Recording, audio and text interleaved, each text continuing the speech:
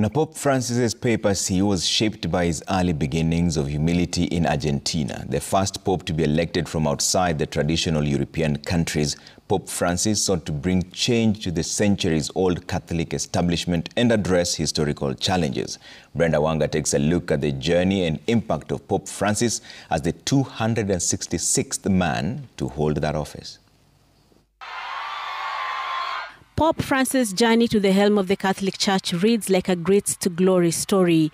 From the bustling streets of Buenos Aires to the heart of the Vatican, Pope Francis walked a journey of faith, humility, and a relentless pursuit of a more compassionate world. On the 17th of December, just a few days short of the Christmas of 1936, Jorge Mario Bergoglio was born in Buenos Aires, Argentina. The son of Italian migrants, he grew up in a working-class family, experiencing firsthand the struggles of ordinary people. The young Jorge first worked as a chemist, then as a nightclub bouncer, before finding his spiritual calling and joining priesthood through the Society of Jesus, also known as the Order of the Jesuits. He rose through the ranks of the Catholic Church leadership to serve at the apex as the Archbishop of Buenos Aires, where his tenure was marked by a determined dedication to service to the poor and the marginalized. His devotion for the simple lifestyle was also manifest here, shunning the trappings of the office he held in his native country. His ascension to the papacy was the first of many firsts for a pope of the Catholic Church. He took over from the first pope to retire voluntarily in nearly 600 years, serving as the first Jesuit to be elected to the throne of St. Peter and the first pope from the Americas. Against the assumptions of many Catholics, Bergoglio was elected at the prime age of 74. Francis's legacy is that he's opened the door to many fundamental reforms to take place in the church. I like to think of Francis as the disruptor pope. He came here as a real outsider, having never studied or worked in Rome, and he really shook things up with his approach. And on the 13th of March 2013, the world watched as Cardinal Bergoglio was elected Pope, choosing the name Francis after Saint Francis of Assisi, the saint of the poor.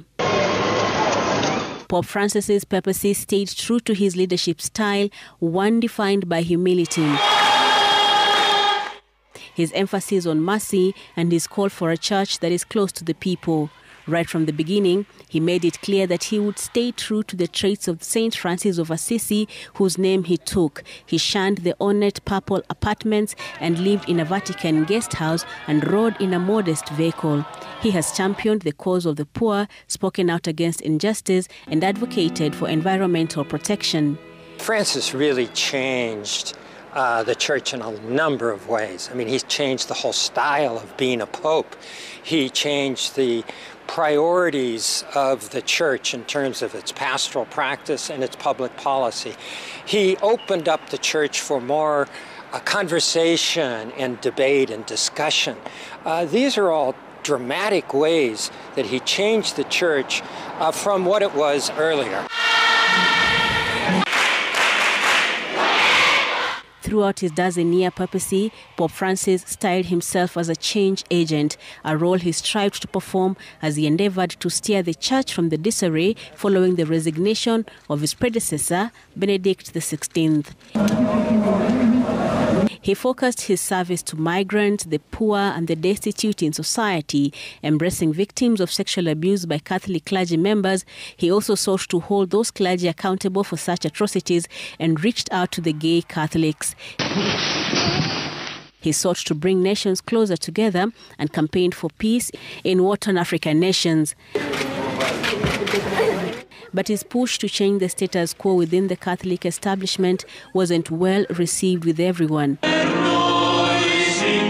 His push to demote conservatives in the Vatican offices, restriction of the use of the Old Latin Mass, and the meeting with all cadres of people, including same-sex couples, and the inclusion of transgender people, earned him opponents who did not agree with his style of leadership.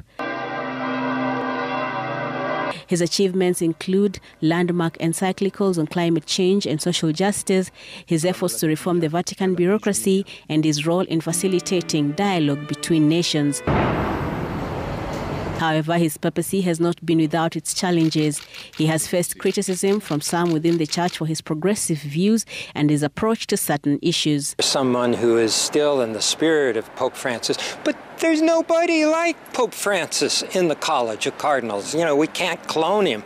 So it's going to be somebody with a different personality, maybe different managerial skills, different ways of presenting himself to the people. You know, there's just nobody like Pope Francis, and so we're going to have to find someone, the Holy Spirit's going to have to find somebody who can carry on his legacy and even move it forward. Regardless of the controversies, Pope Francis has left an indelible mark on the Catholic Church and the world. His message of love, mercy, and social justice continues to resonate, inspiring millions to build a more just and compassionate world. Brenda, Wanga, Citizen TV.